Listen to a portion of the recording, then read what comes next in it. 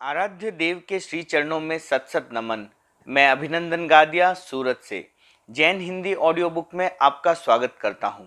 अगर आप इस चैनल पर नए हैं तो इसे सब्सक्राइब कर दीजिए और बेल आइकन प्रेस कर दीजिए, जिससे आपको चैनल के नोटिफिकेशन और अपडेट रेगुलर मिलते रहें। जैन हिंदी ऑडियो बुक में आपका स्वागत है। यात्रा एक अकिंचन की जिज्ञासा और समाधान। युवाचार्य पद की नियुक्ति के बाद अनेक प्रश्न प्रस्पंदित हुए और इसलिए हुए कि अनेक लोगों के सामने मेरी प्रतिमा एक अध्यात्म पुरुष के रूप में थी, किंतु वे मेरे प्रशासन कौशल के प्रति संदिग्ध थे। यह संदेह अस्वाभाविक नहीं था। मैं धर्म संघ और समाज के लिए जो चिंतन अथवा कार्य करता वह पर्दे के पीछे रहकर करता। प्रश्नोत्तर की एक लंबी श्रृंखला है, उनमें से कुछ एक को प्रस्तुत करना चाहता हूँ। आचार्य ने आपको तेरापंथ धर्म संघ के सर्वोच्च पद पर अप्रत्याशित रूप से प्रतिष्ठित कर दिया। संभव है उस समय आप स्तब्ध रह गए होंगे, किंतु आपको इस संबंध में एकांत क्षणों में कुछ सोचने का अवकाश मिला। इस घटना की आपके मन पर पहली प्रतिक्रिया क्या हुई? इस नियुक्ति के बारे में मेरे मन में यह आया कि आचार्य श्री ने मुझे समाज के उस स्थान पर प्रतिष्ठित किया है जहां व्यक्ति व्यक्ति नहीं रहकर स्वयं समाज बन जाता है। उसे पूरे समाज को आत्मसात करना होता है।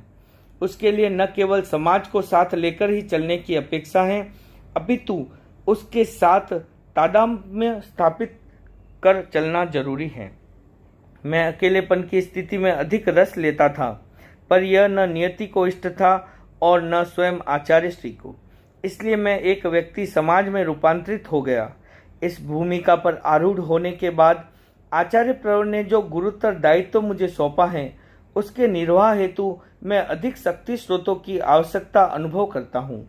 आचार्यवर का आशीर्वाद, अपनी अध्यात्म साधना और समस्त समाज की सद्भावना, इसी त्रयी के योग से मैं उन शक्ति स्रोतों को उद्घाटित करूं, यह मेरी पहली प्रतिक्रिया है। यह 10-12 दिनों का समय आपको कैसा लगा? क्या आप अपने भीतर कोई परिवर्तन अनुभव कर रहे हैं? जहां तक मेरे अंतःकरण या भीतरी व्यक्तित्व का प्रश्न है, वहां तक मुझे अस्वाभाविक जैसा कुछ भी नहीं लगता, क्योंकि मेरा मन साधना से इतना भावित है कि उस पर किसी प्रकार के भार का अनुभव होता ही नहीं। दूसरी बात, मुझे आचार्यवर का साक्षात सानिध्य उपलब्ध है, इसलिए भी मैं अपने आप से बहुत हल्का हूँ। बाह्य व्यक्तित्व के संदर्भ में मैं अपने आप में और वातावरण में भी एक परिवर्तन देख रहा हूँ। इन दिनों मुझे एक चिंतन बार बार आंदोलित कर रहा है कि आचार्यवर ने मुझे इतना बड़ा दायित्व सौंपा और समूचे संघ ने उसके प्रति इतना उल्लास व आनंद प्रदर्शित किया। केवल तेरापंथ समाज में नहीं, व्यापक रूप से मेरे प्रति जो आकांक्षाएं संजोई जा रही हैं, उनमें मेरा दायित्व अधिक व्यापक हो जाता है। उन सब आकांक्षाओं की पूर्ति मैं कैसे करूं, यही विचार मुझे बार बार उत्प्रेरित करता रहता है। क्या आपकी साधना और साहित्य लेखन में अवरोध नहीं आएगा? यह निर्णय यदि 5-10 साल पहले होता तो मेरी साधना और लेखन दोनों में अंतर आता, किंतु यह काम एक अवधि के बाद हुआ, इसलिए मेरे सामने कठिनाई या अवरोध जैसी कोई स्थिति नहीं है, क्योंकि साधना की एक सीमा में अतिक्रांत कर चुका हूँ और लेखन को भी अब वक्तृत्व में बदल चुका हूँ। आपकी रुचि प्रशासन में है या ध्यान में? मेरी काम करने की पद्धति यह रही है कि या तो मैं कोई काम करूँ नहीं, करूँ तो पूरी रुचि के साथ करूँ। अस्वीकार या पूरी तन्मयता, इन दोनों मार्गों में से एक मार्ग का निर्धारण कर मैं चलता हूँ। अतः प्रशासन को भी अपनी रुचि का अंग बनाकर ही चलूंगा। रुचि निर्माण के स्थान पर रुचि के अनुरूप काम हाथ लेने का प्रश्न आता है तो मैं इस संबंध में कुछ निवेदन भी करता, पर ऐसा अवकाश ही मुझे नहीं मिला। दूसरी बात यह है कि दूसरों के सामने किसी भी काम के स्वीकार या अस्वीकार में मैं पूरी तरह स्वतंत्रता का उपयोग करता हूँ, किंतु आचार्यवर का जो आदेश मिल जाता है, उसके लिए सर्वथा अस्वीकार की बात मेरे लिए बहुत कठिन हो जाती है। जिस समय आचार्य श्री ने मुझे अपने सामने खड़ा होने का निर्देश दिया, मैं एक बारंगी स्तब्ध रह गया। मुझे लगा कि मैं कोई स्वप्न देख रहा हूँ या यथार्थ के धरातल पर खड़ा हूँ। आपने अपने बारे में कभी ऐसी कल्पना की थी क्या? अपने भविष्य के संबंध में आपका क्या चिंतन था? मैं तेरापन संघ की सेवा का कुछ विनम्र प्रयत्न कर चुका हूं। अब मेरी इच्छा थी अध्यात्म के व्यापक क्षेत्र में समग्र मानव जाति की सेवा। इस चाह ने मुझे चिंतन का नया परिवेश दिया। उस परिवेश में मेरी कल्पना थी मैं अपने धर्म संघ में साधना की विशिष्ट भूमिका में रहूं और उसी माध्यम से मानव जाति की सेवा करता हुआ अपने लक्ष्य की दिशा में आगे बढ़ूं। संघ का दायित्व आचार्यवर किसी को भी सौंपे, उसमें न मेरा कोई हस्तक्षेप होगा और न मैं किसी व्यवस्था में भाग ही लूंगा। मैं केवल अध्यात्म की दिशा में अध्यात्म चेतना का जागरण करने के लिए चलता रहूंगा। इस संबंध में मैंने कई बार आचार्य श्री से प्रार्थनाएं भी की, एक बार लिखित निवेदन भी किया ध्यान की विशेष भूमिका पर आरूढ़ होने के लिए, किंतु वैसा नहीं हो सका। अब मैं सोचता हूं कि मेरी नियति यही थी या आचार्यवर ने मेरी नियति का निर्माण इसी क्रम से गुजरने के लिए किया है। इसलिए मैं कल्पना, संभावना आदि सब स्थितियों में न उलझ अपने दायित्व का निर्वहन करने की दिशा में आगे बढ़ूं। आप अपने नेतृत्व में धर्मसंघ को कौन सा नया मोड़ देना चाहते हैं? हमारे सामने दो बातें हैं, अध्यात्म और समाज। समाज शक्तिशाली तब बनता है जब वह अध्यात्म से अनुप्राणित हो, जब उनमें सांस लेने वाला हर व्यक्ति सशक्त हो। आचार्यवर ने जब मुझे समाज में काम करने का अवसर दिया है तो मैं चाहूंगा कि मेरा दर्शन समाज में क्रियान्वित हो। सुकरात का नाम सुना होगा। उसका यह सिद्धांत था कि शास्त्र किसी दार्शनिक का होना चाहिए। दार्शनिक शास्त्र अपनी जनता को जीवन दर्शन की गहराई से परिचित करा सकता है और उसे तदनुरूप व्यवहार भी दे सकता है। मेरी आकांक्षा यह है कि सबसे पहले व्यक्ति अपने जीवन का निर्माण करे, व्यक्तिगत निर्माण की बात को प्राथमिकता दे और संघ सेवा का काम उसके अंतर क्रियान्वित करे। जीवन निर्माण का दर्शन मुझे आचारांग से उपलब्ध हुआ है। वहाँ एक सूक्त है, आविलिये पविलिये निविलिये। इस संदर्भ में मुनि के समग्र जीवन का स्पष्ट निदर्शन है। दीक्षित होने के बाद मुनि सबसे पहले अध्ययन और साधना में अपना जीवन लगाए, यह आपीड़न है। उसके बाद वह संघ से जो सेवा ली है उसका ऋण चुकाए, यह प्रतिड़न है। और ऋण मुक्त होने के बाद समाधि मरण की तैयारी करे, यह निष्पीड़न है। मैं चाहता हूं मेरा यह दर्शन हमारे धर्म संघ में क्रियान्वित हो। आपका ये दर्शन और उसकी क्रियान्विति बहुत अच्छी बात है, किंतु इसका तरीका क्या होगा? तरीका तो कुछ निर्धारित करना ही होगा। वैसे हर कार्य की निष्पत्ति के लिए कुछ विशिष्ट परिस्थितियों का निर्माण जरूरी होता है। जीवन निर्माण के दर्शन की क्रियान्विति का श्री गणेश व्यक्तिगत साधना के लिए कम से कम 1 घंटा समय लगाने के संकल्प से शुरू हो ही गया है। इसकी निष्पन्नता के आसार में आगामी दशक में देख रहा हूँ। इतनी बड़ी योजना के क्रियान्वयन में 10 वर्ष का समय कोई अधिक नहीं है। मुझे विश्वास है कि आचार्यवर का सफल मार्गदर्शन उपलब्ध होने पर यह काम और अधिक सरल हो जाएगा। साधना में 1 घंटा समय लगाने का संकल्प कई साधु साधियों ने लिया है, पर क्या समय लगाने मात्र से हमारा लक्ष्य पूरा हो जाएगा? मुझे तो ऐसा लगता है कि जब तक वृत्तियों का रूपांतरण नहीं होगा, व्यक्ति निर्माण का स्वप्न भी मात्र स्वप्न बनकर रह जाएगा। इस संबंध में आपकी क्या राय है? केवल समय लगाने मात्र से वृत्ति परिवर्तन की बात से मैं भी सहमत नहीं हूँ। 1-2 घंटे के समय में स्वयं को प्रशिक्षित करने की विधि हस्तगत हो जाए, यह जरूरी है। इसके लिए मैं सोचता हूँ कि साधु साधियों को प्रशिक्षण के लिए व्यवस्था और अवकाश दिया जाए, तो हमारा स्वप्न स्वप्न न रहकर यथार्थ बन जाएगा। इस स्वप्न को फलीभूत देख मुझे जो प्रसन्नता होगी वह भी अनिर्वचनीय होगी। आपका साध्वी समाज संख्या की दृष्टि से बहुत बड़ा है। संख्या के अनुपात से गुणात्मकता भी बढ़े, इस दृष्टि से आप साध्वी समाज से क्या अपेक्षाएं रखते हैं तथा क्या विशेष निर्देश देना चाहते हैं?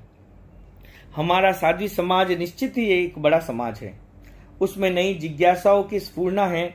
वह कुछ होने या बनने की चाह भी रखता है, पर इसके लिए विशिष्ट संकल्प शक्ति का संचय करना होगा तथा तदनुरूप अपने आप को ढालना होगा। इस दृष्टि से सबसे पहली बात है स्वार्थ का विसर्जन। कोई भी व्यक्ति या समाज तब तक विशिष्ट नहीं बन सकता जब तक उसमें स्वार्थ चेतना से मुक्त होने का संकल्प दृढ़ नहीं हो जाता। व्यक्ति की स्वार्थ चेतना उसे खान पान जैसी छोटी बातों में उलझा देती है तो कभी किसी बड़ी बात को लेकर उत्पात मच जाता है। साथियों से मेरी दूसरी अपेक्षा है दीर्घकालीन चिंतन की क्षमता का विकास। तत्काल जो कुछ प्राप्त होता है उस पर तात्कालिक प्रतिक्रिया दीर्घकालीन हितों के पक्ष में नहीं होती, इसलिए तत्कालीन प्रतिक्रिया को सुरक्षित रखते हुए समय पर ही उसके संबंध में निर्णय लेना उचित है। तीसरी बात है शिक्षा का गहरा अभ्यास। अध्ययन का धरातल ठोस न हो तो पल्लवग्राही विद्वता से व्यक्ति न अपने आप को उपलब्ध कर सकता है और न ही शिक्षा के क्षेत्र में नए आयामों का उद्घाटन कर पाता है। सबसे अधिक महत्वपूर्ण और आवश्यक बात है अनुप्रेक्षा और ध्यान का अभ्यास, वह भी वृत्तियों को रूपांतरित करने के उद्देश्य से। इन सब बातों के प्रति साध्वी समाज जागरूक रहा तो वह वर्तमान की अपेक्षा अधिक प्रबुद्ध और गतिशील हो सकता है। मैं ऋण से उत्तीर्ण हो गया। युवाचार्य नियुक्ति के बाद पहला चातुर्मास लुधियाना में हुआ। एक दिन प्रतिक्रमण के पश्चात मैं आचार्यवर की उपासना में बैठा था। प्रसन्न मुद्रा के साथ आचार्यवर ने कहा, मेरी प्रसन्नता का हेतु उत्तीर्ण का मनोभाव है। मैं युवाचार्य की नियुक्ति कर संज्ञेय ऋण से उत्तीर्ण हो गया। मुझे इस बात की और अधिक प्रसन्नता है कि मैंने ये कार्य प्रियता और अप्रियता के भाव से ऊपर उठकर किया है। यदि मैं ऐसा नहीं करता तो कालुगणी का दावण गिर हो जाता। आचार्यवर ने कहा, तुम काफी वर्षों से मेरे साथ कार्य कर रहे हो, तुम्हें कार्य का अनुभव है, फिर भी अब तुम्हें संघीय गतिविधि को काफी गंभीरता से देखना है। मैंने आचार्यवर के इंगित को खूब गहराई से सिरोधार्य किया। मैं जान रहा था कि अब भी आचार्यवर पर काफी दबाव आ रहे हैं, पर यह भी जानता था कि मुझे आचार्यवर के दबावों को झेलने की असीम क्षमता है, इसलिए कोई उलझन की बात नहीं थी। मुझे युवाचार्य के कर्तव्य की सीमा का बोध था, इसलिए मैं अपनी मर्यादा के साथ कार्य कर रहा था। प्रशासनिक दायित्व संभालने का निर्देश। आचार्य तुलसी का व्यक्तित्व प्रयोग धर्मा और वर्तमान के प्रति जागरूक था। उनकी जागरूकता से नए नए उन्मेष निकले। 8 नवंबर सन 1991 जैन विश्व भारती लाडनू में चातुर्मासिक प्रवास। कार्तिक शुक्लादित्य को जन्म दिवस का आयोजन। आचार्यवर ने अपने प्रवचन में कहा, मैं लंबे समय से संघीय प्रशासन का कार्य संभाल रहा हूँ। अब युवाचार्य मेरे सामने हैं, कार्य में सक्षम है। मैं चाहता हूँ कि ये दायित्व अब ये संभाले। आचार्य श्री को विश्राम का समय बहुत कम मिलता था। पूरे संघ की यह भावना थी, आचार्य श्री अवस्था और स्वास्थ्य दोनों को ध्यान में रखकर पर्याप्त विश्राम करें, जिससे दीर्घ काल तक आपका नेतृत्व संघ को मिलता रहे। इस आकांक्षा को ध्यान में रखकर आचार्य श्री ने उक्त भावना व्यक्त की। आचार्य श्री की भावना के आधार पर मैंने एक पत्र तैयार किया। मैं बोलता गया, मुनि मुदित कुमार उसे लिखते गए। वह पत्र आचार्यवर को निवेदित किया। वे बहुत प्रसन्न हुए।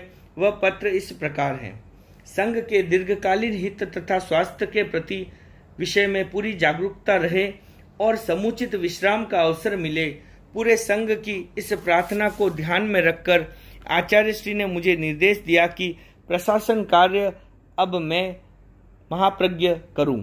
आचार्य श्री का नेतृत्व, आवश्यक निर्देश और दिशा दर्शन मुझे सतत मिलता रहा और मिलता रहेगा। आचार्य श्री उस प्राचीन उदाहरण को प्रत्यक्ष करना चाहते हैं। जयाचार्य अपना अधिक समय स्वाध्याय, ध्यान, सृजन और पथ दर्शन में लगाते। प्रशासन का कार्य युवाचार्य मघवा करते। जनसंपर्क का कार्य भी उनका सीमित था। अब हम सबका यह कर्तव्य है कि आचार्य श्री ने संघ निर्माण और साधना के विशिष्ट प्रयोग की जिस जीवन शैली को स्वीकार किया है, उसमें सब सहयोग करे और ठीक निर्धारित समय पर दर्शन, सेवा, मंगल पाठ, श्रवण आदि करे। आचार्य श्री की शक्ति का अधिक उपयोग विश्वविद्यालय के माध्यम से जैन विद्या, अहिंसा प्रशिक्षण, जीवन विज्ञान, अनुव्रत प्रेक्षा ध्यान आदि को व्यापक और सुनियोजित करने में लगे। संघीय विकास के लिए यह बहुत अपेक्षित है।